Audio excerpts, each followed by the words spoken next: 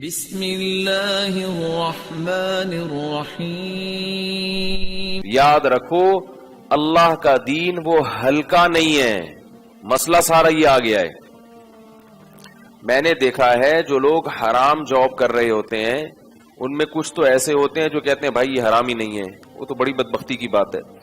کچھ ایسے ہیں جو کہتے ہیں یار ہمیں پتہ ہے حرام ہے لیکن اصل میں آج کل جاب ملنا آپ کو پتہ ہے کتنا ایکچولی مشکل کام ہو گیا ہے، آج کل بہت سارے مسائل ہیں، تو جب تک کوئی اچھی نہیں ملتی ہم یہیں پر یہی کرتے رہیں گے۔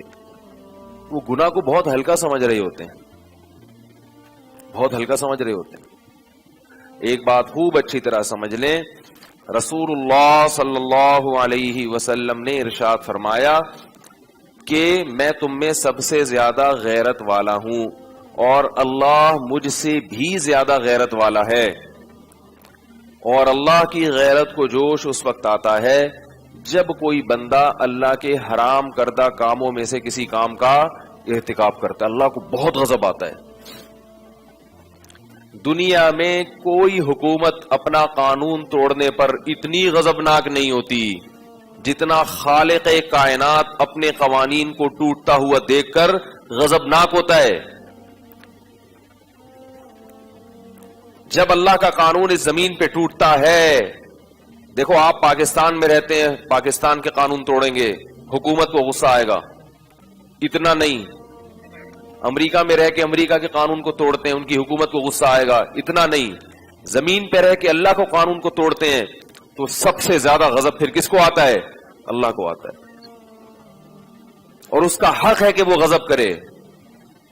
فرق صرف اتنا ہے کہ دنیا کے قانون کو توڑنے میں سزا فوراً ملتی ہے، اللہ کے قانون کو توڑنے میں سزا فوراً نہیں ملتی۔ کیوں؟ اس لیے کہ اللہ کی ایک صفت حلیم بھی ہے، حلم۔ یہ نہ لگائیں، شور ہوگا اس سے، ہوگا مجھے پتا ہے نا۔ تو اللہ کے قانون کو توڑنے سے فوراً سزا نہیں ملتی، سمجھ رہے؟ وہ فوراً سزا نہیں ملتی اس، کیونکہ اللہ حلم ہے، بردبار ہے، مہلت دیتا ہے۔ تبھی اللہ تعالی نے سزائیں بہت سخت رکھی ہیں، کیونکہ اللہ سزا دینے میں جلدی نہیں کرتا۔ اس لحاظ سے اس نے اپنے بندوں کو ایک سہولت دی ہوئی ہے کہ فوراً نہیں دوں گا، توبہ کا موقع دوں گا، لیکن جب دوں گا تم نے اس توبہ کے موقع سے اگر فائدہ نہیں اٹھایا تو پھر جو سزا ملے گی فَإِنِّي أُعَذِّبُهُ عَذَابًا لَا أُعَذِّبُهُ وَلَا يُوثِقُ وَثَاقَهُ أَحَدٌ، فرمایا اللہ کی پکڑ سے زیادہ کسی کی پکڑ ہے نہیں۔ دیکھو اللہ تعالیٰ نے فرعون کو مہلت دی، کتنی مہلت دی اس کو؟ ہزاروں بچوں کا قاتل پیغمبر کے مقابلے میں آ کے کھڑا ہو گیا، سالوں سے بنی اسرائیل پر ظلم کر رہا تھا، سارے جرائم تھے فرعون کے اندر، انا ربکم الاعلی، رب ہونے کا دعویٰ بھی کیا، ظالم بھی تھا، ہزاروں بچوں کا قاتل بھی تھا، اور معلوم نہیں کیا کیا۔ کتنی مہلت ملی ہے، بار بار مہلت دی گئی کہ اب توبہ کر لے، اب توبہ کر لے، اب توبہ کر لے، لیکن اللہ فرماتے ہیں جب اس نے اس مہلت سے فائدہ نہیں اٹھایا تو ہوا کیا ہے کہ اللہ نے اس کو سمندر میں غرق کیا، فَأُدْخِلُوا نَارًا، سمندر میں غرق کیا۔ قرآن کہتا ہے کہ النار یعرضون علیہا غدوا وعشیا، سمندر میں غرق ہونے کے بعد آگ میں گیا ہے، اور جس آگ پر صبح و شام جلایا جاتا ہے، وَيَوْمَ تَقُومُ السَّاعَةُ، جس دن قیامت کا دن قائم ہوگا، ادخلوا آل فرعون اشد العذاب، حکم دیا جائے گا کہ اب اس سے بھی زیادہ سخت عذاب میں اس کو ڈال دو۔ صبح و شام آگ پہ جلایا جا رہا ہے، یہ اللہ کی قدرت ہے کہ پانی میں ڈال کے بھی کہاں داخل کر رہے ہیں؟ آگ میں، کیونکہ یہ پانی دنیا کا پانی ہے اور وہ آگ برزخ کی آگ ہے۔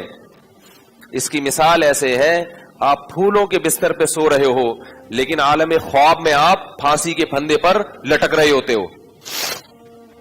لوگ کہتے ہیں نا کہ پانی میں آگ کہاں سے آ گئی؟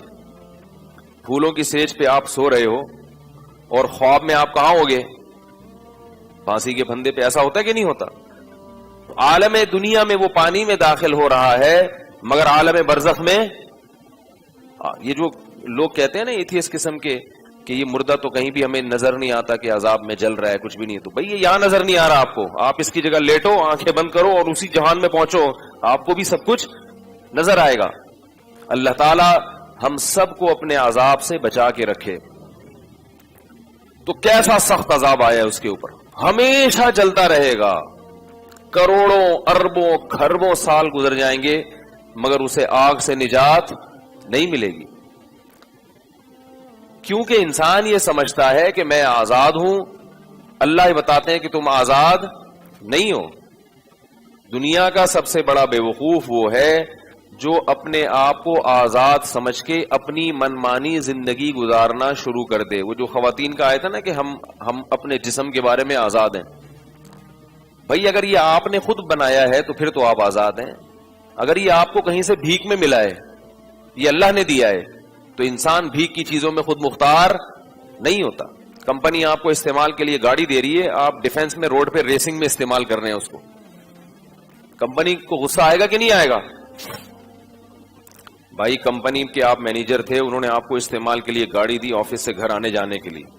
آپ کمپنی کی گاڑی لے گئے ڈیفنس کے ساحل پر اور آپ نے وہاں جا کے ریسنگ کار میں مقابلہ, بولتے کیوں نہیں, کیا ہو گیا, شروع کر دیا اور گاڑی کی ایسی کی تیسی کر دیا آپ نے. تو کمپنی کہے گی نا کیا کر رہے ہو ہماری گاڑی کے ساتھ؟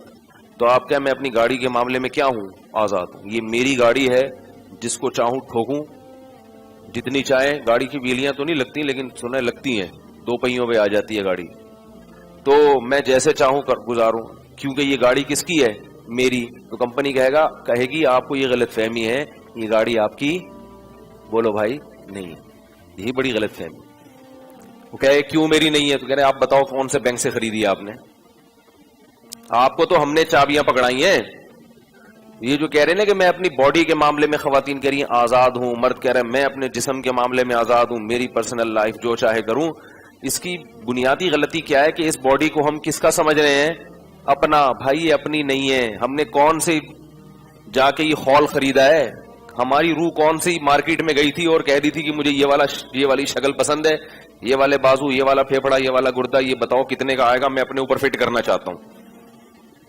کیا خیال ہے بھائی, ہماری روح گئی ہوتی نا کسی مارکیٹ میں, روح ہے نا آپ لوگوں کے اندر ہے, روح اگر ہماری کسی مارکیٹ میں گئی ہوتی اور ہم نے اپنی مرضی سے آنکھیں پلکیں, پھر تو سارے خوبصورت ہوتے. کیا خیال ہے؟ یہ جو عجیب عجیب سے ڈیزائن آ رہے ہیں یہ نہ آتے. اپنی مرضی کی آنکھیں خریدتے, اپنی مرضی کی پلکیں خریدتے, ناک خرید کے فٹ کرتے اس کو. تو ہم نے تو کہیں سے بھی نہیں خریدا. اور پھر اس باڈی کو مینٹین رکھنے کے لیے جو ہمیں فیول چاہیے, وہ فیول بھی ہمارا اپنا نہیں ہے. اللہ ہے جو آسمان سے بارشیں برساتا ہے, اللہ ہے جو زمین سے طرح طرح کی نباتات پیدا کرتا ہے. یہ جو پیسوں کا سسٹم ہے نا, ہم کہتے ہیں یہ تو گندم میں نے اپنے پیسوں سے خریدی ہے. اصل میں اپنے پیسوں سے کچھ بھی نہیں ہے. ہوتا یہ ہے کہ اللہ نے جب چیزیں پیدا کی تو میرے پاس جو تھی, آپ کے پاس انار تھا, یا آپ کے پاس گندم تھی, تو مجھے گندم کی ضرورت تھی اور آپ کو جو کی. تو میں نے کہا یہ جو مجھ سے لے لو اور مجھے گندم دے دو. تو وہ گندم بھی اللہ نے پیدا کی اور یہ جو بھی اللہ نے پیدا کی. نہ میں نے یہ جو اپنے ہاتھوں سے بنائی اور نہ میں نے یہ گندم اپنے ہاتھوں سے بنائی. تو میں جو آپ کو دے رہا ہوں, آپ سے اللہ کی بنائی ہوئی گندم لے رہا ہوں. یہی ہوتے ہوتے پھر نوٹ چھاپنا لوگوں نے شروع کر دیے. کچھ اپنا کچھ بھی نہیں ہے. تو وہ باڈی بھی اللہ کی. فرمایا کہ قرآن مجید میں اللہ نے کہا نا, الذی خلقک فسواک فعدلک, وہ اللہ جس نے تجھے بنایا پھر تیری باڈی کو ایک خاص تناسب سے برابر کیا. فعدلک فی ای صورت ما شاء رکبک, جو شکل دینا چاہی اس نے اپنی مرضی سے تجھے وہ صورت دے دی. تو نہ یہ صورت کو ڈیزائن کرنے میں ہم سے